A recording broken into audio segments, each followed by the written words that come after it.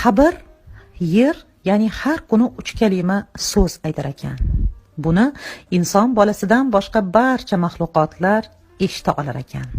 Qabr har kuni nido qilar ekan: "Ey odam farzandi, chirog'ingni olib kel.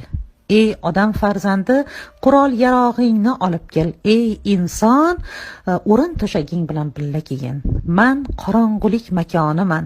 Man zahu zahmat makoniman. Man ilon chayonlarning makoniman." Ammo bu dunyodan hech bir inson shag'am bo'lsa ham ko'tarib kirganini hech kim ko'rmagan.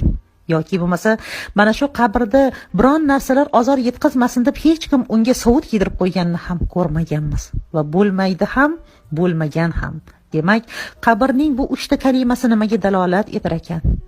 Qabrda bo'ladigan chiroq insonning bu dunyoda o'qigan tilovati Qur'oni, Qur'onning har bitta harfi bittadan chiroq, har bitta oyati bittadan chiroq bo'lib qabrni yorituvchi, ya'ni munavvar etuvchi chiroqlar bo'lar ekan.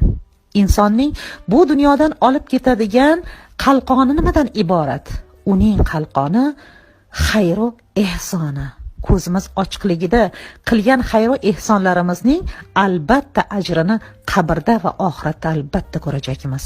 Va oxirgisi o'rin to'shaklarimiz nimadan iborat?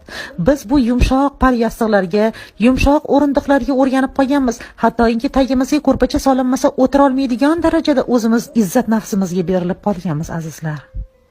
Qabrda o'sha 4 metrlik kafan bizga ham o'rin to'shak, ham yumshoq parto'shak bo'lishi mumkin.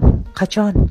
5 vaqt namozlarimizda mukammal bo'lib, tungi ibodatlarni, tahajjudlarni, qiyomul layllarni ado etsakkina bizga qalin o'rin to'shaklar bo'lishiga xabar berilgan.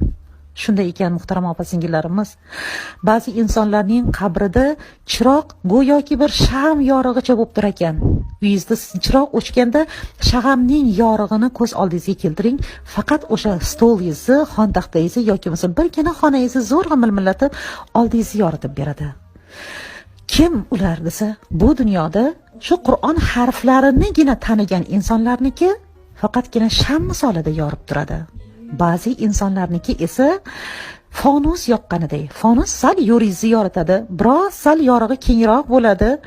Bular kimlar desa, o'z ko'zi bilan Qur'onni o'qiy oladigan insonlar. Ammo lekin bir toifa insonlar bo'ladi deyilgan. Ularning qabrlarida qorong'ulik bo'lmaydi.